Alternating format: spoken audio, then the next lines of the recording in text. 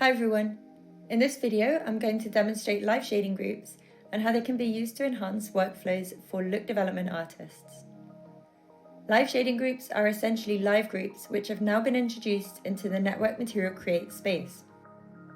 They work in exactly the same way as live groups with the same functionality and are an expansion on shading macros which were introduced in the 5.0 release. If you're not already familiar with live groups, they're a fundamental feature of Katana which allow artists to publish and version sections of their node network separately from the rest of the Katana project, which makes it really easy for multiple artists to work on the same project at once, as well as being able to share and reuse these nodes with other artists or across other projects. And you can find out more about live groups on the Katana Learn page.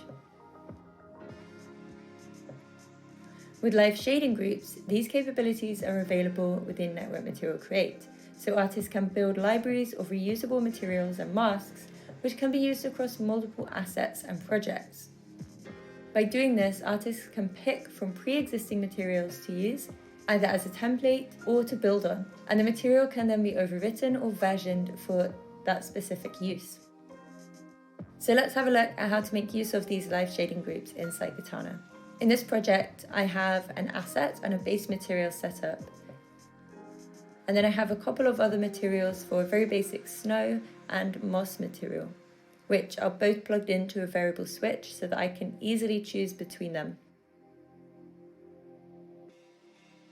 I also have a mask which I'm using to layer up these materials. This mask is created using a 3Delight triplanar node, which I've set to planar, and used to output a mask for the regions of the geometry based on the y-axis. I've then blended this with a fractal to break it up and converted it to a float so that I'm able to use it as a mask.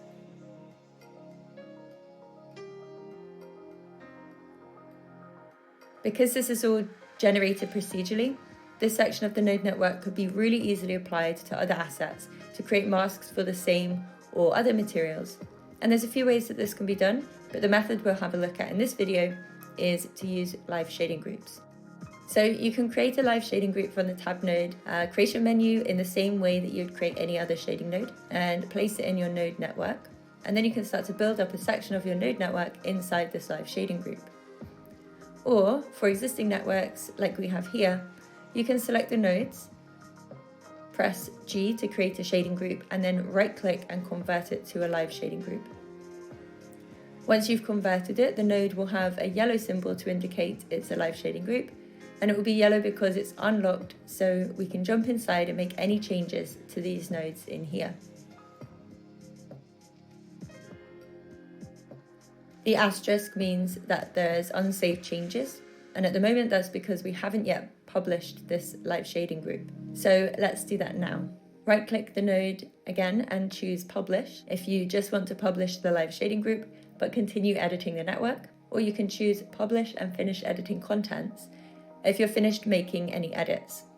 So I'll choose this option, just name it something relevant and save it out.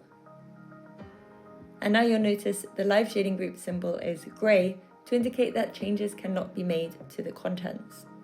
And if I jump inside, then you can see all the nodes are locked off.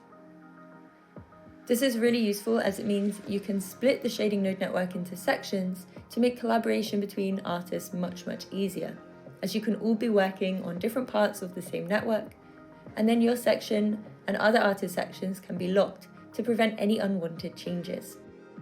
Any parameters from nodes within the live shading group that are promoted to the material interface are also locked when the live shading group is locked. If you do want to make any changes, you can simply right click and choose Edit Contents, and the live shading group will be unlocked again. And from here you can make any edits and then publish it again. When you publish your live shading groups, you have the option of overriding the original or versioning it and saving it as a new live shading group.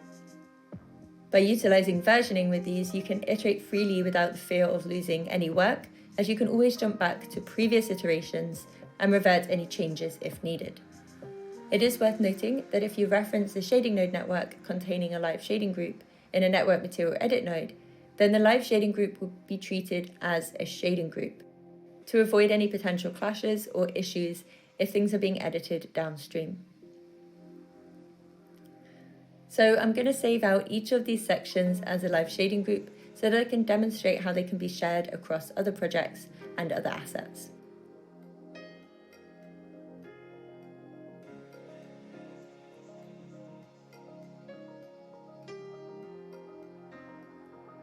And now I'll jump into a new project and bring in the live shading groups. So in this project, I have the base material for a dragon asset, and I'm going to create live shading group nodes to bring in the snow material and the mask, and then we can layer them up in the same way as before. So I have a live render running so that we can see the material being applied, and I'll create a live shading group. To bring in an existing live shading group, we can open the parameters and browse for the source file. You could also right-click the live shading group in the node graph and choose load to bring up this file browser as well. And I'm going to do that for both of these and create a DL layered material to layer these up with the existing base dragon material.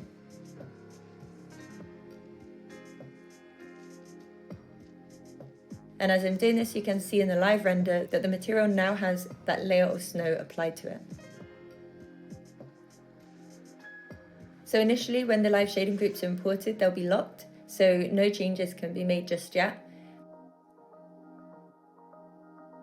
But they can be unlocked in the same way from here by right-clicking and choosing Edit Contents. And so we can make some changes to the parameters to tweak them for this particular asset. And we can either do this from inside the live shading group or by using the material interface, which will be populated when the live shading group was imported. So once you've made the changes to this material, you can then publish it again. And it can be versioned again if you don't want to overwrite the original or latest version. This means that you can have variations of these masks or materials, which is set up for different purposes or assets. And as I mentioned before, versioning makes it easy to revert back to any previous versions if needed. There is also a benefit to overwriting the latest version, and I'll just demonstrate this here. So if you choose to overwrite the latest, then it means that any iteration of that live shading group across all projects will be updated with the same changes. You'll just need to refresh the cache or reopen the project for that change to take place. This is the exact same functionality as root level live groups, and it's a huge plus of using them as opposed to something like macros or shading macros. It means that you can have a library of reusable materials which can be updated as and when is needed. And you only have to make that update once. Thank you for watching. For any more information on live shading groups, you can head to the Katana Learn page for the documentation, as well as tutorials for any other new features and core workflows.